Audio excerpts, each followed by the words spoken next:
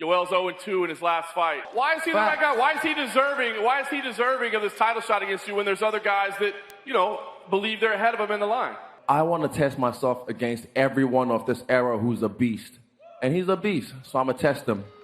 While the UFC has long held a ranking system to filter out worthy contenders, it's safe to say that it hasn't always relied on it as much as it should. We recently had this situation at UFC 248, where Yoel Romero was given the opportunity to fight Israel Adesanya despite losing his last two fights. And now, with Jose Aldo set to challenge Henry Cejudo at UFC 250, it's left many in the MMA community scratching their heads. So for this video, we'll be taking a look at an exclusive group of fighters who somehow wound up getting a title shot despite coming off of a loss. Also for this list, we won't be featuring any instances where a fighter was granted an immediate rematch. As always, if you guys enjoyed this video, then please be sure to let me know by leaving a like and subscribing to our channel. Now, without further ado, and ranked in no particular order, let's take a look at 10 fighters who were given a title shot coming off of a loss. Number 10. Chael Sonnen.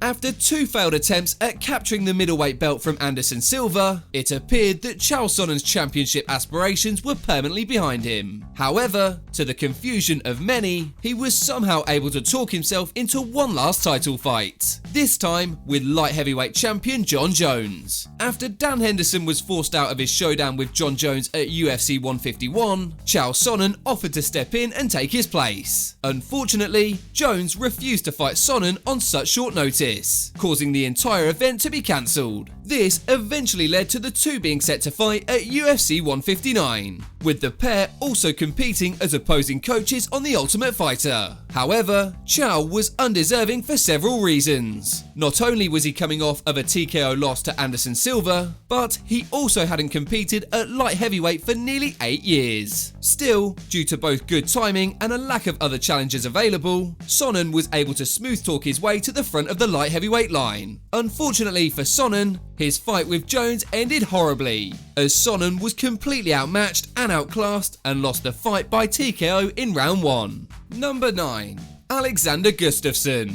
Fresh from winning the vacant light heavyweight title against Anthony Johnson, it appeared that Cormier's first title defense would come against top contender Ryan Bader. The two had exchanged some heated words during a press conference at UFC 187, so naturally, that seemed like the right fight to make. In a somewhat surprising move, the UFC decided to go with former title challenger Alexander Gustafsson. This was a bit of a confusing choice, considering Gustafsson had lost 2 of his last 3. He was also coming off of a devastating TKO loss to Anthony Johnson, who had left the mauler beaten and battered in front of a home crowd in Sweden. The fact that the UFC was ready to throw Gustafsson right back into a title fight after the worst loss of his career was a bit worrying. That being said, it was still a compelling matchup.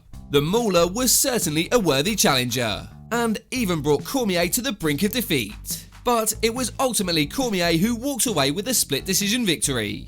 Number 8. Nick Diaz. Honestly speaking, the entire lead up between Nick Diaz and Georges St-Pierre was one big mess. When former Strikeforce champion Nick Diaz was originally set to fight GSP back at UFC 137, Diaz was removed from the event after failing to meet media obligations. Instead, he fought BJ Penn, who he defeated by unanimous decision.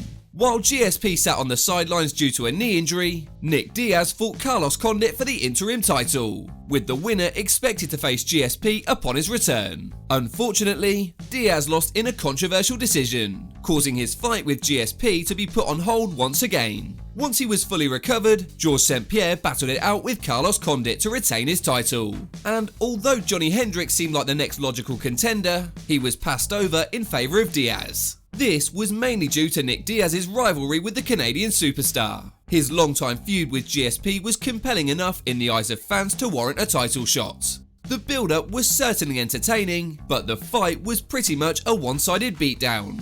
In the end, GSP dominated Diaz and earned a unanimous decision victory. Number 7. Holly Holm. Admittedly, there's an argument to be made that neither Holly Holm nor Jermaine Durandamy deserve to be fighting for a title at UFC 208. In February of 2017, former bantamweight champion Holly Holm found herself facing off with Jermaine Durandamy for the inaugural women's featherweight title. Fans were already unhappy to begin with since Chris Cyborg, someone who was considered the greatest featherweight at that time, was not scheduled to compete for the featherweight belt. However, the fact that Holly Holm had lost her bantamweight title to Miesha Tate at UFC 196, and then followed that up with another setback against Valentina Shevchenko, only made the situation worse. As controversial as the matchup was, it ended up generating more controversy by the time it was over. Germaine won a unanimous decision, despite throwing several illegal strikes during the match. Oddly enough, Germaine was stripped of her title only a few months later after refusing to defend it. Number 6. Randy Couture. After suffering a second knockout loss to Chuck Liddell in February of 2006, Randy the Natural Couture decided it was time to hang up the gloves. However, as is often the case with retirements in MMA, Couture didn't stay sidelined for long. In just over a year's time, Couture decided to return to action, only this time he would be moving up to the heavyweight division, a division he hadn't competed in since 2002. While the move up in weight was certainly a surprise, an even bigger surprise was when Couture confirmed that he would be facing Tim Sylvia for the heavyweight title. On paper, the fight was a complete mismatch. Tim Sylvia was much younger and in the prime of his career, whilst also riding a 6-fight winning streak. Meanwhile, Couture was 43 years old and had lost 2 of his last 3, with both of those losses coming by way of knockout. Couture had also lost his last 2 fights at heavyweight to Josh Barnett and Rico Rodriguez. Even with the odds stacked against him, Couture delivered a performance for the ages, dominating the much younger Sylvia for all 25 minutes of the fight. Number 5. Ronda Rousey. In the span of a few short years, Ronda Rousey had established herself as one of the best female fighters on the planet. And after a prolonged reign as the women's bantamweight champion, she eventually met her demise at UFC 193. The challenger, Holly Holm, finished Rousey with a brutal head kick knockout in round 2, ending Rousey's 3-year reign as champion. Needless to say, Rousey took the loss harder than expected. What resulted was a 1-year absence from the world of combat sports. After a lengthy hiatus, Rousey returned to face the newly crowned champion Amanda Nunes in the main event of UFC 207. However, how she would fare in her comeback was a complete mystery. There were many concerns leading up to the fight with Amanda Nunes, since Rousey was coming off of a devastating knockout loss and had completely withdrawn herself from the public eye. So there was no telling whether she was physically or mentally prepared to challenge someone as dangerous as Amanda Nunes. And the fact that she was refusing to do media interviews ahead of her fight, well, it left many questioning the mental state of the former champion. And as it turned out, we all had our questions answered by the time UFC 207 arrived. 48 seconds was all that was needed for Amanda Nunes to put a stop to Rousey, granting Nunes a TKO victory. Number 4. Frankie Edgar. Prior to his featherweight debut, Frankie Edgar was someone who ruled over the lightweight division. But after suffering back-to-back losses to Ben Henderson, one of which cost him his title, Edgar decided it was time for a change. So in August of 2012, Edgar announced that he would be moving down to the featherweight division. Upon making the drop down to featherweight, Edgar was given an immediate title shot against the reigning champion in Jose Aldo. Despite losing 2 in a row and having no prior experience in the featherweight division, the UFC brass decided Edgar's resume was enough to warrant a title shot. Still, Edgar's 2 recent losses to Ben Henderson were hard to ignore. The fight itself was undoubtedly competitive, but Edgar ultimately came up short, losing the fight by a unanimous decision. Number 3. Dan Henderson.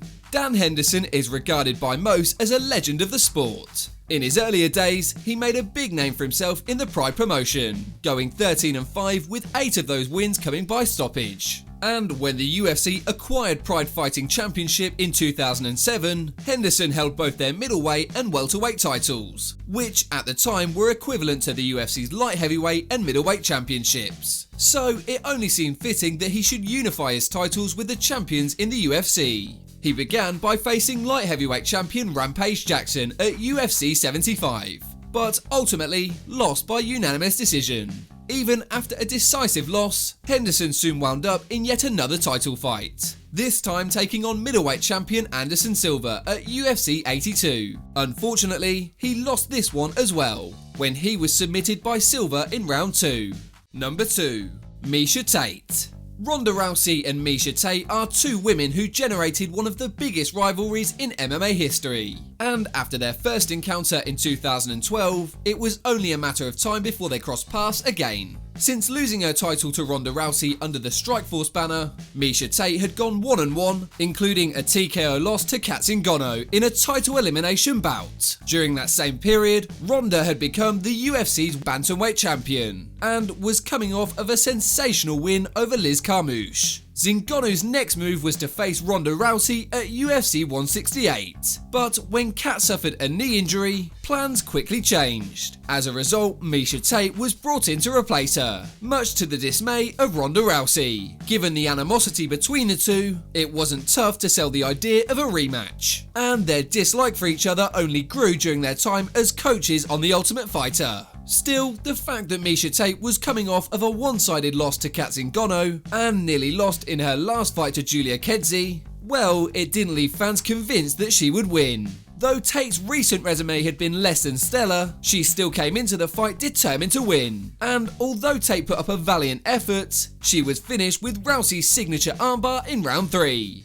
Number 1. Yoel Romero. When it was first announced that Yoel Romero was set to challenge Israel Adesanya for the middleweight belt, I think it's safe to assume that most of us were pretty excited. However, whether the title shot was deserved is another matter entirely. Heading into the fight, Romero was 1-3 in his last 4 fights, coming off of back-to-back losses against Robert Whittaker and Paulo Costa. That being said, they were extremely competitive fights that many felt could have been scored in favour of Romero. Still, Romero's recent losses definitely didn't help his case for a title shot. In reality, a big part of the reason that the fight came about was due to Israel Adesanya himself, with Adesanya specifically asking the UFC to set up a fight between him and Romero.